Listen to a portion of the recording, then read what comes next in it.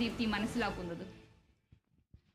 വിസ്മയ, അതുപോലെ തന്നെ ഈ ഒരു ഭീകരാക്രമണത്തിന് ശേഷം ഈ ഒരു തിരിച്ചടി നൽകും എന്നതിന് ശേഷം ഈ ഒരു അടിയന്തര യോഗം ചേരും, 10 മണിക്ക് ചേരുമെന്നാണ് പറഞ്ഞിരിക്കുന്നത്. അതിൽ ഈ ഒരു സൈനിക മേധാവിമാരുമായി എല്ലാം ഉള്ളൊരു ചർച്ചയായിരിക്കും. അതിലിനി കൂടുതലും ഇനിയും ശക്തമായി തിരിച്ചടിക്കുക എന്നുള്ളൊരു തീരുമാനം തന്നെയായിരിക്കുമോ ചർച്ച ചെയ്യുക, അല്ലെങ്കിൽ ഇനിയൊരു സുരക്ഷാ നടപടികൾ ഇതേ സംബന്ധിച്ച കാര്യങ്ങളായിരിക്കുമോ? എന്തായിരിക്കും ആ ഒരു ചർച്ചയിൽ സാധ്യതയുള്ളത്? ഈ ഒരു ചർച്ചയിൽ ചർച്ച ചെയ്യാനായിട്ടുള്ള ഒരു സാധ്യതയുള്ളത് എന്തൊക്കെ കാര്യങ്ങളായിരിക്കും എന്നുള്ള വിവരങ്ങൾ എന്തൊക്കെയാണ്?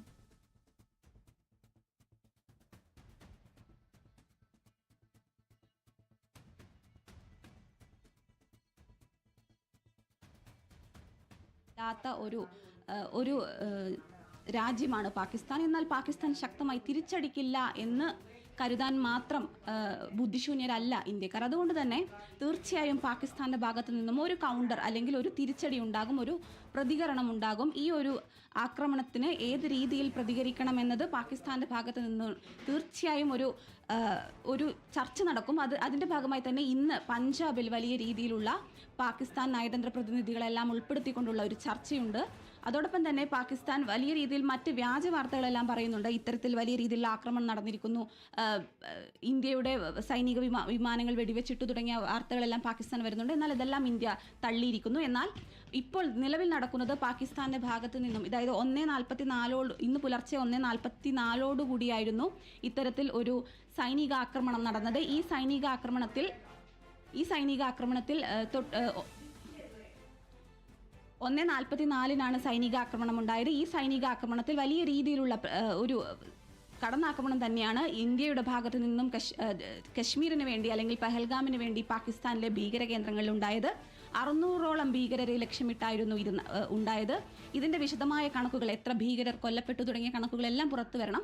എന്നാൽ പാകിസ്ഥാന്റെ പ്രതികരണത്തിലേക്ക് വരുമ്പോൾ 8 പേർ കൊല്ലപ്പെട്ടു എന്നാണ് പാകിസ്ഥാൻ, അതായത് 8 പാകിസ്ഥാൻ സിവിലിയൻസ് കൊല്ലപ്പെട്ടു എന്നാണ് പാകിസ്ഥാൻ പറയുന്നത്. ഒപ്പം തന്നെ 45ഓളം പേർക്ക് പരിക്കേറ്റു എന്നും പാകിസ്ഥാൻ പറയുന്നുണ്ട്. ഇതിലും കൂടുതൽ വിവരങ്ങൾ വരണം. നിലവിൽ ഇന്ത്യൻ സൈന്യം പറയുന്നത് ഒരു പാക് സൈനികൻ കൊല്ലപ്പെട്ടിട്ടുണ്ട് എന്നാണ്. ആദ്യം തന്നെ ഈ ഒരു സൈനികാക്രമണം നടത്തിയിരുന്നു തൊട്ടു പിന്നാലെ തന്നെ ഇന്ത്യ വ്യക്തമാക്കിയിരുന്നു, സൈനിക കേന്ദ്രങ്ങളിലേക്കൊന്നും തന്നെ യാതൊരു തരത്തിൽ, അതായത് പാക് സൈനിക കേന്ദ്രങ്ങളിലേക്ക് ആക്രമണം നടത്തിയിട്ടില്ല, സിവിലിയൻസ് സാധാരണ പൗരന്മാരെയൊന്നും തന്നെ ആക്രമിച്ചിട്ടില്ല എന്നും ഇന്ത്യ വിശദീകരിച്ചിരുന്നു. എന്നാൽ ഇതൊരു യുദ്ധം തന്നെയാണ് ഇപ്പോൾ പാകിസ്ഥാന് നേരെ നടത്തിയിരിക്കുന്നത് ഒരു യുദ്ധം തന്നെയാണ് എന്നാണ് പാകിസ്ഥാൻ പ്രതികരിച്ചിരിക്കുന്നത്. ഇനി അതൊപ്പം തന്നെ പാകിസ്ഥാനിന്റെ മതപണ്ഡിതർ, മറ്റ് മന്ത്രിമാർ, ബിലാവൽ ഭൂട്ടോ അടക്കമുള്ള മന്ത്രിമാരെല്ലാം പറഞ്ഞത് ഇത് യുദ്ധം തന്നെയാണ്, മറ്റൊന്നുമല്ല. ഈ സിന്ധു നദീജല കരാറിന്റെ, അതായത് ജലയുദ്ധത്തിന് പിന്നാലെ ഇനി യുദ്ധമാണുള്ളത്. അതുകൊണ്ട് തന്നെ പാകിസ്ഥാന്റെ ഭാഗത്തു നിന്നും ഒരു പ്രത്യാക്രമണം സ്വാഭാവികമായും ഇന്ത്യ പ്രതീക്ഷിക്കുന്നുണ്ട്. അതിന്റെ ഭാഗമായി അതിർത്തികളിലടക്കം വലിയ സുരക്ഷയാണുള്ളത്. ഒപ്പം തന്നെ പ്രധാന സ്ഥലങ്ങൾ, പ്രധാന നഗരങ്ങളിലെല്ലാം വലിയ രീതിയിൽ സുരക്ഷ ശക്തമാക്കിയിട്ടുണ്ട്. ഒപ്പം ഡൽഹിയിൽ ഇന്ന് നിർണായക യോഗങ്ങളും ചേരാനിരിക്കുകയാണ്. ഒപ്പം ഈ 1:44 പുലർച്ചെ നടക്കുന്ന ഈ ഒരു സൈനികാക്രമണം, ഓപ്പറേഷൻ സിന്ദൂർ, ലൈവായി തന്നെ അല്ലെങ്കിൽ തൽക്ഷണം തന്നെ പ്രധാനമന്ത്രി നിരീക്ഷിച്ചുകൊണ്ടേയിരിക്കുന്നുണ്ടായിരുന്നു. ഒപ്പം തന്നെ ഇതോടൊപ്പം തന്നെ സൈനിക കേന്ദ്രങ്ങൾ അല്ലെങ്കിൽ സ്ഥിതിഗതികൾ നിരന്തരം അദ്ദേഹം വീക്ഷിച്ചുകൊണ്ടിരിക്കുകയാണ്. ഒപ്പം ഇന്ന് മോദിയും പ്രതിരോധ മന്ത്രിയും സൈനിക വൃത്തങ്ങൾ, സൈനിക മേധാവിമാരും തമ്മിൽ ഒരു കൂടിക്കാഴ്ചയും ഉണ്ടാകുമെന്നും അറിയുന്നുണ്ട് ദീപ്തി. അനുഷ, അതുപോലെ തന്നെ 1971 ഇന്ത്യ പാക് യുദ്ധത്തിന് ശേഷം ഇതാദ്യമായാണ് സൈന്യം നേരിട്ട് പാകിസ്ഥാന്റെ രാജ്യാതിർത്തി ഭേദിക്കാതെ പാകിസ്ഥാനിലെ തീവ്രവാദ കേന്ദ്രങ്ങളിൽ ഇന്ത്യ മിസൈൽ ആക്രമണം നടത്തിയത്.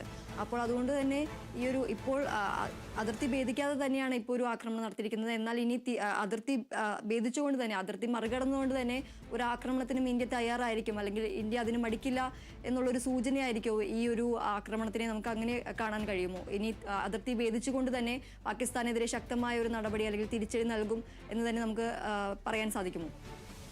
തീർച്ചയായും നിലവിൽ ഇപ്പോൾ പാകിസ്ഥാന്റെ ഭാഗത്തു നിന്നും ഒരു ഷെല്ലാക്രമണം ഇന്ത്യയുടെ അതിർത്തിയിലേക്ക് നടന്നിട്ടുണ്ട്. ഇതിൽ 3 നിരപരാധികളായ സിവിലിയൻസാണ് കൊല്ലപ്പെട്ടത് എന്ന് ഇന്ത്യൻ സൈന്യം സ്ഥിരീകരിച്ചിട്ടുണ്ട്.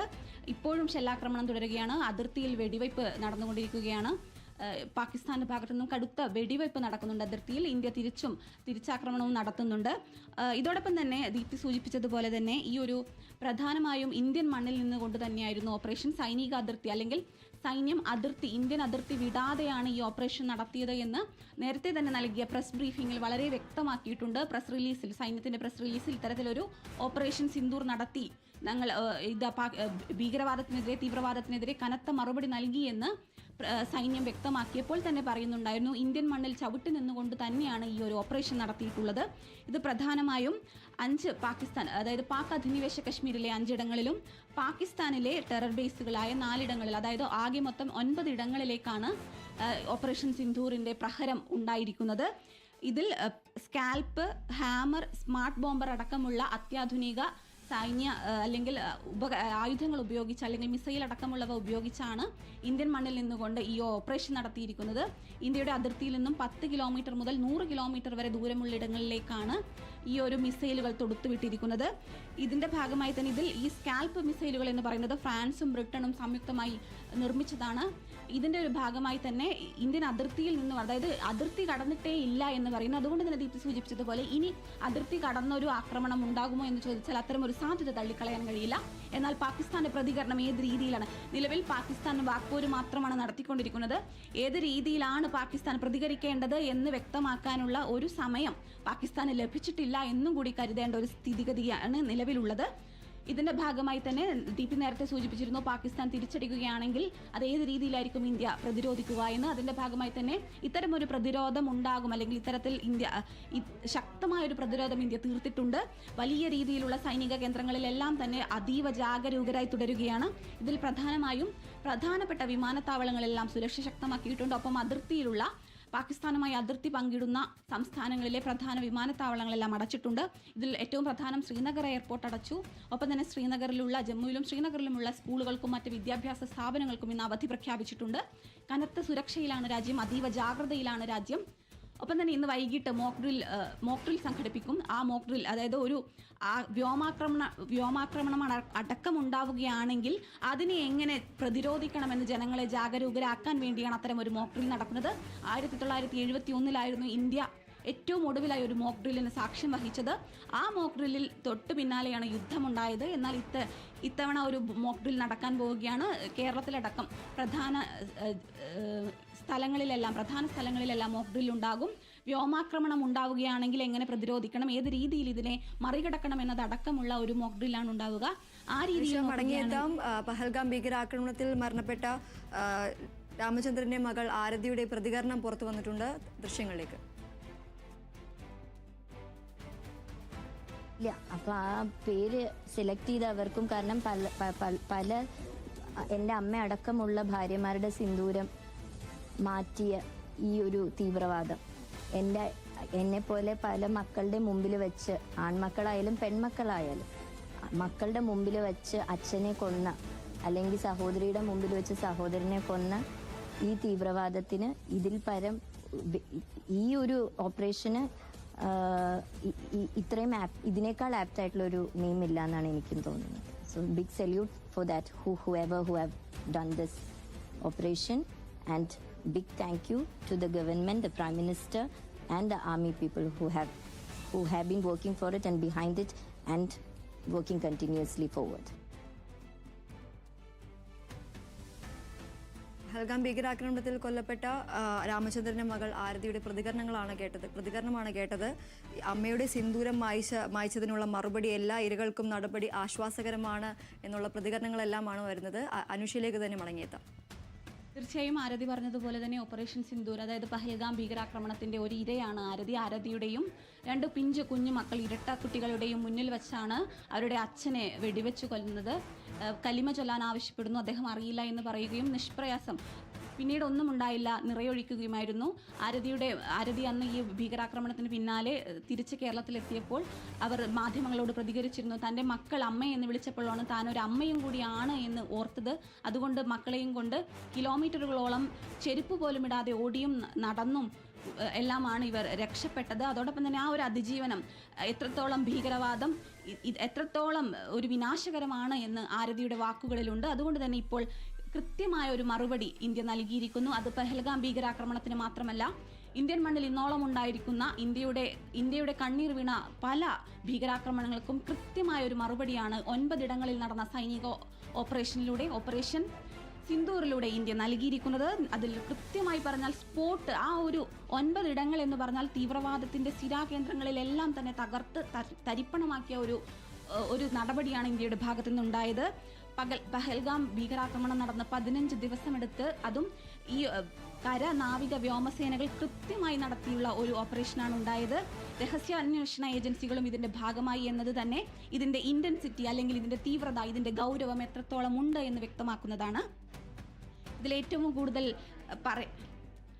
കൂടുതൽ പറയേണ്ട കാര്യമാണ് ഇന്ത്യയിലെ തീവ്രവാദ ആക്രമണങ്ങളുമായി ബന്ധപ്പെട്ട ചരിത്രം പരിശോധിക്കുകയാണെങ്കിൽ മുംബൈ ഭീകരാക്രമണം മുതൽ അല്ലെങ്കിൽ മുംബൈ ഭീകരാക്രമണം, പുൽവാമ ഭീകരാക്രമണം തുടങ്ങിയ എല്ലാ ഭീകരാക്രമണങ്ങൾക്കും ഇന്ത്യ ഈ ഒരു ഓപ്പറേഷൻ സിന്ദൂറിലൂടെ തിരിച്ചടി നൽകിയിരിക്കുകയാണ്. ദീപ്തി.